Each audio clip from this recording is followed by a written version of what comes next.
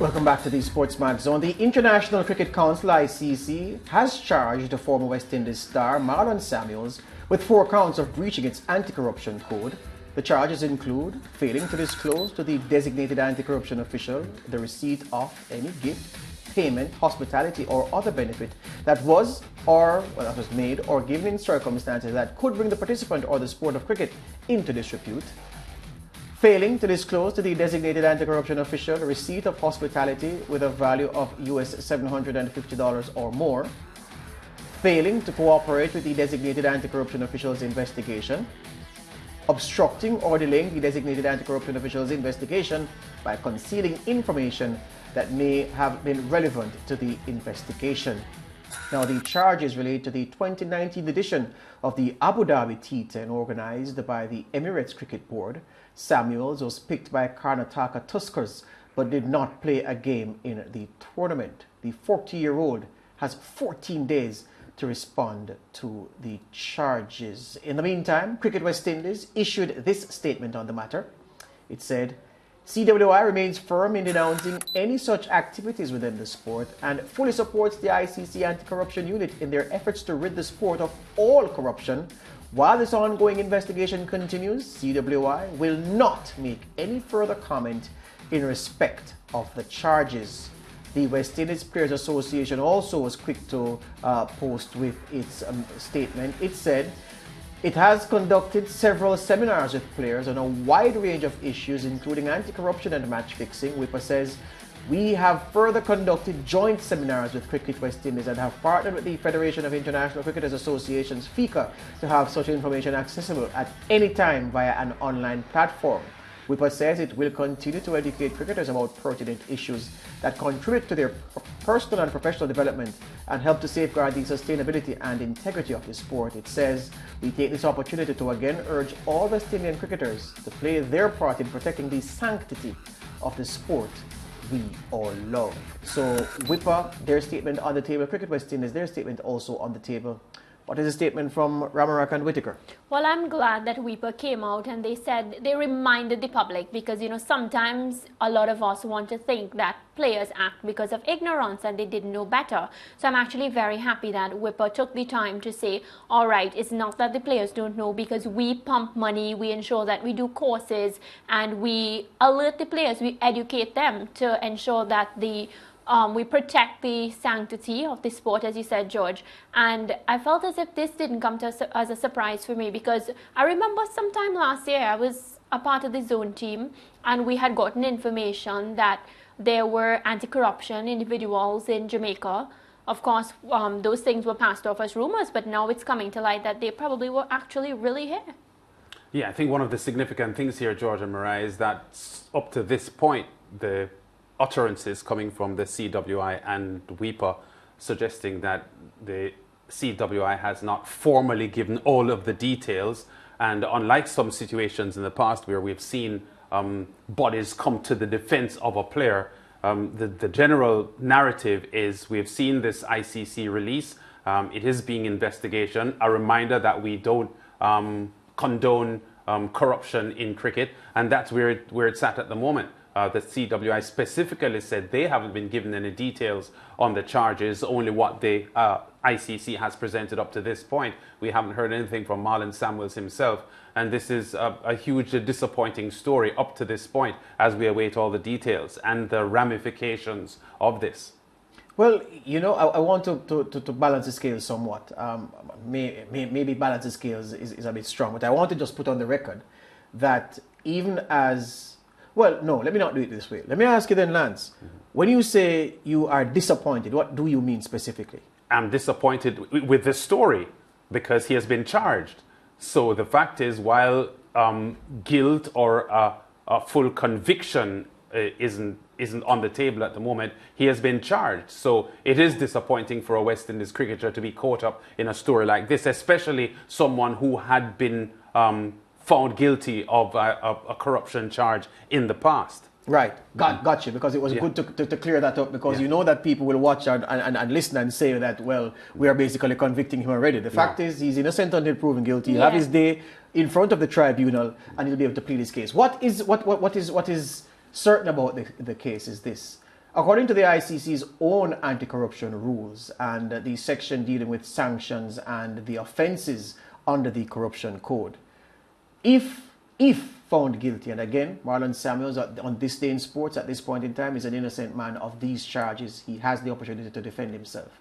But if found guilty, and you have to look at the worst case scenario, because it is only in the worst case scenario that someone's reputation could be damaged irreparably. In some cases, a charge can damage your reputation. Many times it can, yes. But a conviction is even worse. The fact is, he faces a minimum of 2 months to 5 years banned from cricket-related activity if found guilty. Activity as in anything to do with sport. Anything, because of course his playing days are over. Right. So of course so many ex-players, would be part of team franchises and playing ambassadorial roles and mentors officially, have affiliation. He wouldn't be able to do any of that. And then the ICC tribunal, the 3-member tribunal, which has to be chaired by an attorney, would then have the latitude to impose a dollar fine, a monetary fine. Well, a fine, it's a monetary punishment. Will have the latitude to levy a fine against him alongside the application of the rules in terms of the length, the tenure of any suspension or ban from cricket-related activities. This can't be good, especially going against what happened in 2008. We remind viewers, in 2008, Marlon to this day protests his innocence. He says he was made an example of. He was recorded in 2007 giving information to a Dubai-based bookie about a player, about team selection ahead of a West Indies versus India game, and the recording was used to convict him of bringing the game into disrepute. He says he was innocent, but he was still banned for 2 years. Crucially, and the reason I bring all that up is this. Under the ICC's rules, the fact of a previous conviction, just like in a court of law, a previous conviction will count against you when the tribunal is considering your case. And an organization such as the ICC Corruption Unit, which then delegates the tasks to a chairman of its corruption tribunal, which will then have the responsibility of putting together a 3-member tribunal, none of whom can be from the West Indies, none of whom can have any affiliation with Marlon Samuels. The fact is that the fact is that tribunal will take this into account in determining what Marlon's punishment should be. That's a difficulty, but again, we are far away from that because he's an innocent man, and I'm sure those who are with him and around him have the material, I'm sure, to mount a strong defense, if not successful defense, on his part against charges, which, as Lance said, the fact that they have been leveled against him in the first place, hugely disappointing. And, you know, we are unhappy that one of our very own is in this situation, but it is what it is. We take a break. When we come back, we hear from eminent counsel, Queen's Counsel Ralph Thorne, talking about this issue.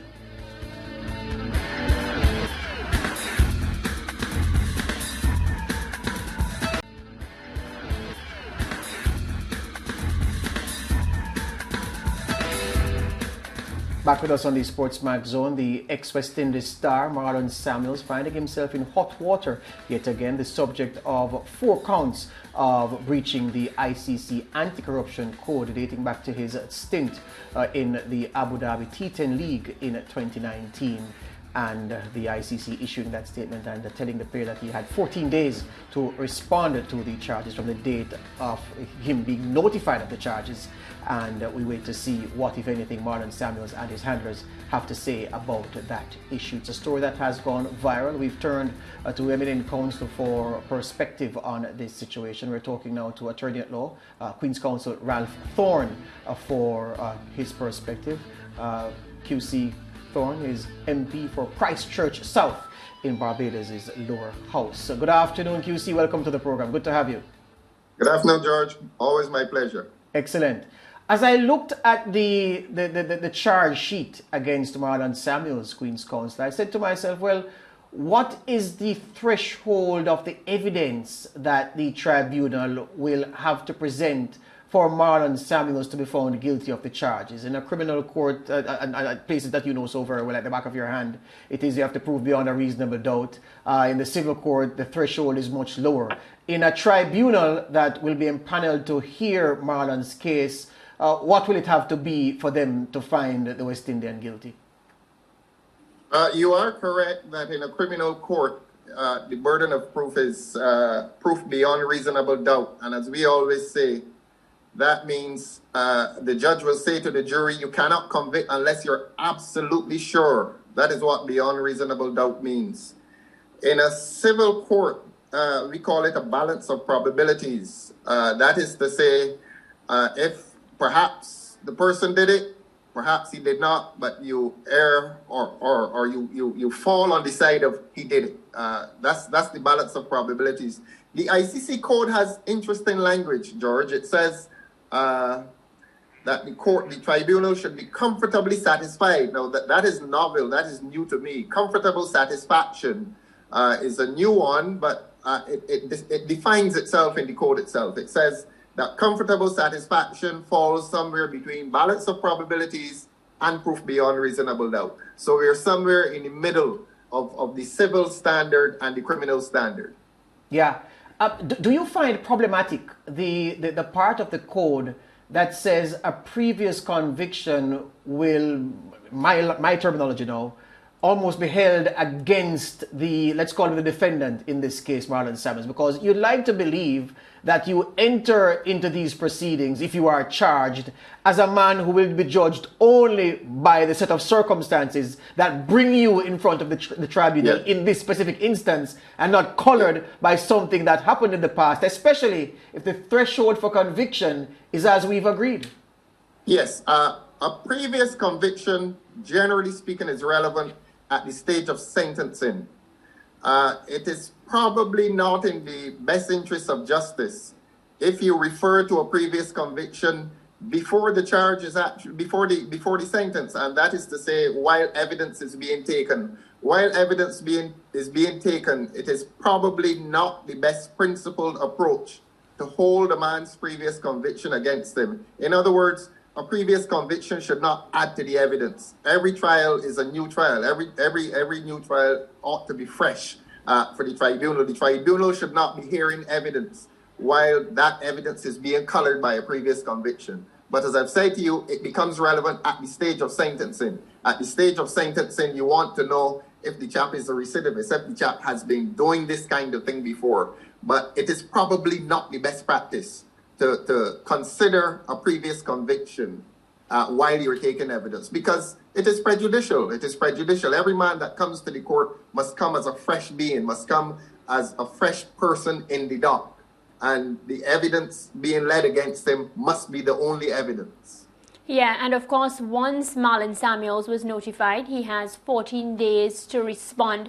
If he doesn't respond, what happens? Normally, the court, a tribunal such as this, is allowed to do what is called hold by adverse inference. In other words, if a chap does not cooperate, you can find him guilty by that conduct. Let me give you the analogy in another area of law. If a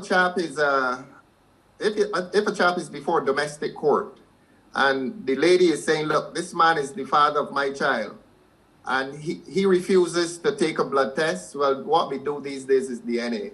And he refuses to take a DNA test. Now, there is no law that allows the state to tie a man down and to take DNA from him. That would be the state committing a criminal assault. So because you cannot do that, you say to him, look, you're depriving the court of evidence that is vital. And since you're depriving the court of evidence that is vital, I'm entitled to find as a tribunal, I'm entitled to hold your behavior against you.